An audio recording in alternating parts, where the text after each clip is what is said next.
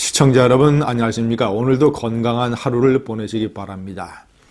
문재인 좌파 정권이 역사에 끼친 가장 큰 죄악은 국가의 도를 무너뜨렸다는 것입니다.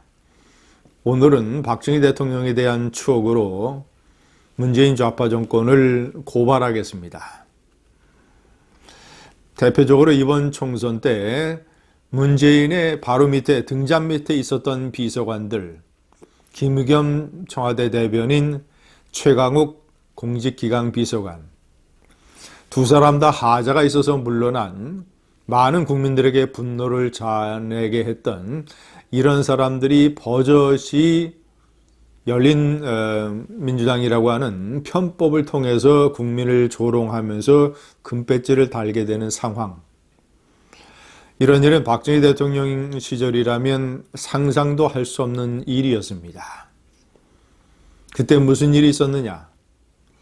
박정희 대통령의 9년 2개월 청와대 비서실장을 지낸 김정념 씨, 한국 현대사에서 최장수 대통령 비서실장이었습니다. 그만큼 신뢰와 능력과 소통과 최고 통치자와 그의 오른팔 비서실장, 이런 것이 있었기 때문에 가능했던 일입니다.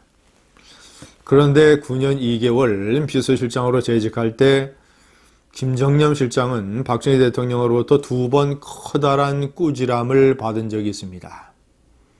한 번은 1970년대 봄에 서정쇄신이란 이름으로 대대적인 어떤 이 병역 기피에 대한 단속, 그리고 부정부패에 대한 엄벌, 이런 것이 통치 차원에서 행해지던 그런 때였습니다. 특히 병역 문제는 병역 기피, 박정희 대통령은 공직자가 병역 기피에 전력이 있어서는 안 된다라는 엄한 방침을 세웠습니다. 청와대 내에 비서관들 중에서 병역 기피가 있었는지 없었는지 단속하는 일은 김정념 비서실장의 책임이었습니다. 전부 다 조사를 했는데 한 명만 빼놓고는 정규 병역을 필요한 사람들이었습니다. 그런데 한 사람은 비서관으로 채용될 때도 그가 나는 학도병으로 다녀왔다라고 주장을 해서 청와대 경호실의 신원 조사를 통과할 수 있었습니다. 김정년 비서실장은 그에게 다시 물어봤습니다. 학도병을 어떻게 참전을 했느냐, 어떤 이러이러한 증명할 수 있는 게 있느냐. 딱이 그가 학도병으로 참전하지 않았다라는 것을 증명할 수 있는 사실이 없어서 김정년 비서실장은 그의 말을 그대로 믿었습니다. 그래서 박정희 대통령에게 조사 결과를 보고했습니다. 그러나 일부 다른 비서관들이 일종의 제보를 했습니다. 그 사람의 학도병 주장은 거짓이다. 박정희 대통령에게 김정년 비서실장은 불려가서 호되게 꾸지람을 들었습니다. 어떻게 대통령 비서실장이라는 사람이 휘하 비서관들의 병역 문제도 그렇게 제대로 단속을 하지 못하느냐. 그래서 그 비서관은 다른 부서로 전출시키는 걸로 조치가 이루어졌습니다.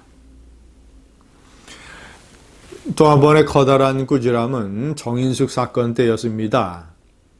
정인숙 사건은 나중에 다 밝혀졌지만 박정희 대통령과는 아무런 상관이 없는 정인숙이라고 하는 술집의 호스티스가 오빠가 모는 자동차를 타고 가다가 오빠가 쏜 권총에 의해서 살해된 사건.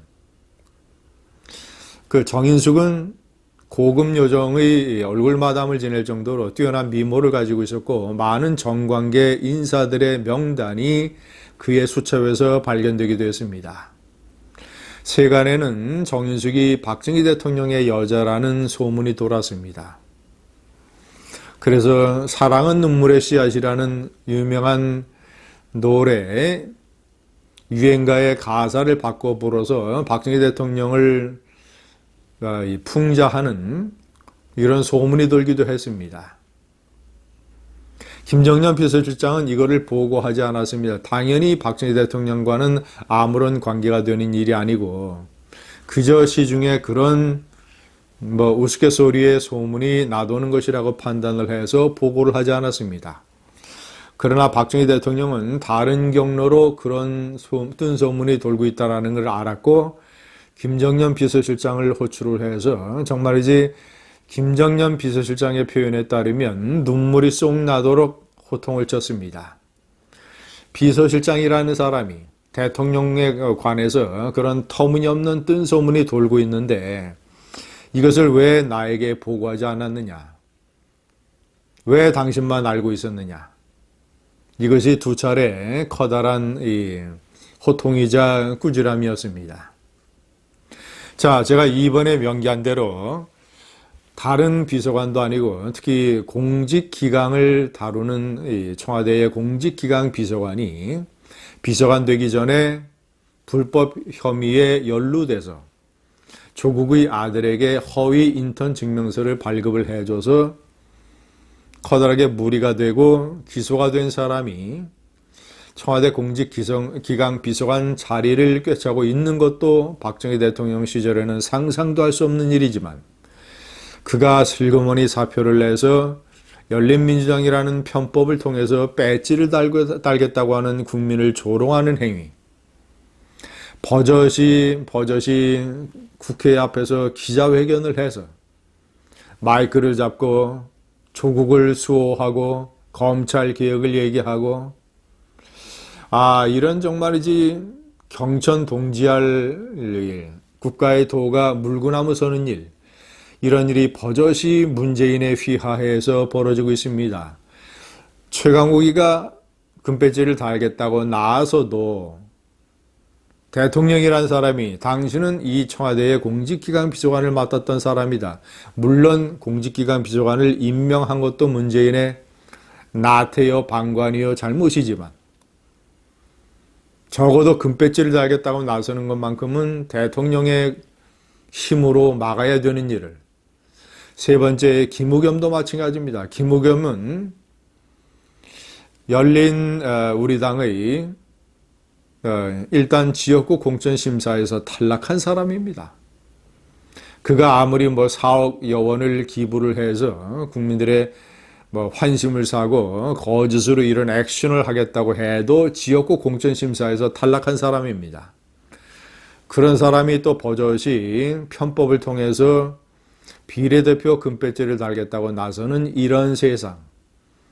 마이크를 잡고 언론개혁을 외치는 김의겸.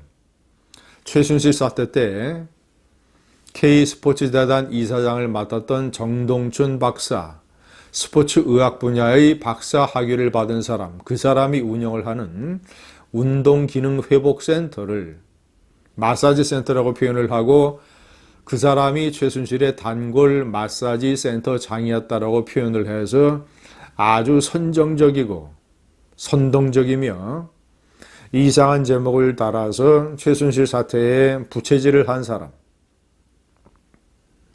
이 사람이 기자 시절에는 그런 글을 써놓고 버젓이 비례대표로 금배지를 나겠다고 나서는 문재인이 등잔 밑이 이런 식으로 어두웠는데 완전히 자기 휘하 등잔 밑에 있던 사람을 이런 식으로 또 금배지를 달게 하고 있습니다.